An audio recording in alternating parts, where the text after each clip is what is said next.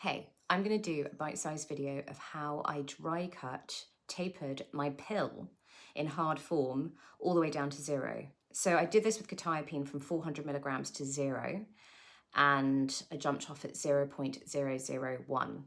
And that's how it shows on the scales. The scales weigh in grams. The entire story of the quetiapine taper is on my YouTube at the Psych Sanctuary. And that will have the entire taper, but I'm just going to focus on these last bits because it's the last bits people are like, well, how the hell do you taper the last bits? Because how does the scale actually measure them? How do you do it? So I've actually got my mirtazapine pill here just to show you, because that's what I'm currently tapering. And I'm just going to show you what I did. So basically, we'll remove that for now. So these are CK20 scales. I got them online. They're really great. Normally scales will come with little weights, and you basically do a whole thing where you set the scale with the weights and it just makes sure everything is accurate. But I'm sure whatever scale you buy will come with instructions to do that. So just make sure that is all done. This I am having in grams, so 0.00 grams is how it shows up on there. And basically what I realized, and what I was also told by a great tapering mentor, is that the scale will safely go down to 0.008. Anything below that, it's a little bit off and on. It can't quite calibrate it. Sometimes you can just tell it's not really quite there and you're like, is this accurate? Whereas 0.008 is solid. So this little piece I have readily made for you. Now, sometimes you just want to make sure that it's always at zeros when you begin, because sometimes it can get a bit confused, especially if the surface isn't flat. Just make sure that the surface is flat. And if there's not too much going on around you. I remember I went to this event where I was camping, having to taper in the tent, and the commotion of the ground was actually making it impossible to be able to taper. So because it was affecting the scales and the weight was going all over the place. So you just want to make sure it's flat and calm. So I've got a little piece here that is going to be,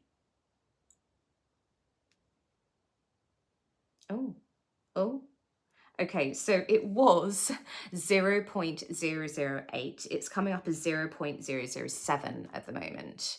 So yeah, oh no, there we go, 0.008, it got there. So basically I pre-cut this and I just made sure that it was 0.008. And by doing that, you can test it as well. So I would take it, put it back on, and normally I would use tweezers. I'm not quite there yet, and I can't find my tweezers, but you would use tweezers to take it off and put it back on again, because you don't want to like jumble the weight. So you just test that a few times. Is that 0.008? Right, so you got that bit. Now,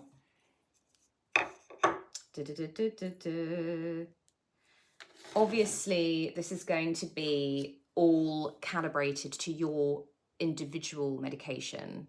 So however you are tapering and what percentages you're doing, that's always body led. And you want to really listen to your body as to how fast you can go with this. So this is only what I did. So when I got to the 0.008, I basically by eye worked out what 0.006 would be by cutting this in half, because I can see that by eye quite clearly. I can see half of this. It's fiddly, but you can do it. So half of this is 0.004. I'm going to cut that. Now these are great, these razors, because you've got a hard edge there. Got it on Amazon, hard edge. And they're really sharp, and you really need that for doing these very, very specific, because if it's not sharp and you press it down and it kind of explodes the pill, you really want it just to cut through, Okay, so I've got two equal halves there, and I know that's 0.004, I know that's 0.004. So from there, I work out what 0.006 can be by eye. And the scales, you might actually show you 0.006. It might, but often it's, like I say, it's off and on, but you will always get a 0.008. Okay, then from 0.004, you can cut that into 2 to 0.002. And again, you look at this piece and you can easily see, well, I say easily, it's so tiny, but you can see half of this. And you slice that in half. Now, you have 0.002 and 0.002, 2 little bits there. So I went personally from 0.008 to 0.006, 0.004, 0.002, 0.001 to 0. And that shows up exactly how it is on there in grams. So I'm doing all the zeros because that can be very confusing, and I'm just trying to be as clear as I can with this. As I remember to say this, I'm not a medical professional, I'm not a psychiatrist, and I'm not a doctor, but I'm just sharing my personal experience of how I did this, because I had to go really slow. And I was even affected at these tiny little crumb doses. I was getting symptoms. So it's really, really important for a lot of people to do this. Obviously, water tapering is way easier because you can, instead of being like, what am I doing? You can do that with a little syringe, and it's obviously very, very exact with a syringe. But I'm doing this for people who are like me, who couldn't change to water with their pill, who couldn't change brand because they become destabilized. And a lot of people do have to taper just off that pill that you are initially on. Your brain can't take any more changes and you can get destabilized.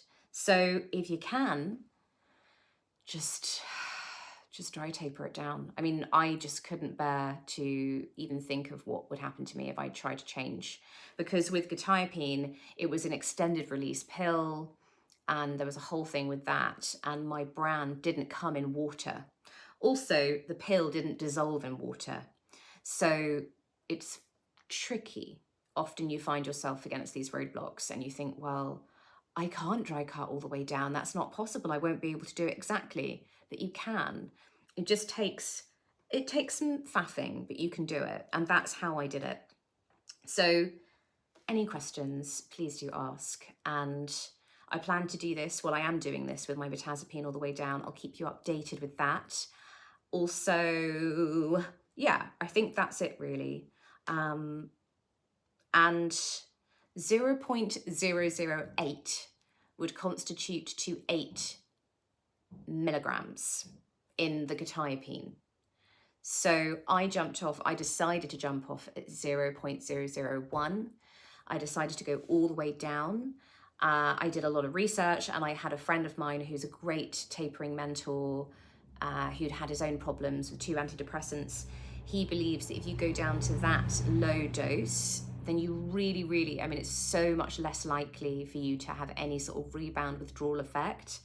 I didn't. I know we're all different as well. We all have different experiences, but I really didn't. The only things that I experienced when I did jump off was slight tinnitus getting worse. Sleep was fine, didn't have any other weird bodily symptoms, akathisia, agitation, none of that, didn't have any mental stuff going on.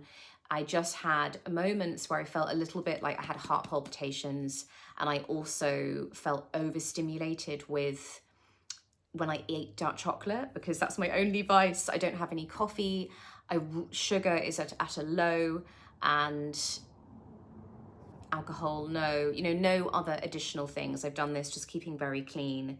And so when I had a couple of bits of dark chocolate, when I jumped off the quetiapine, I had this going on. So I was definitely sensitive, but I didn't have any of the other stuff. So yeah, I hope that helps. Sending lots of love.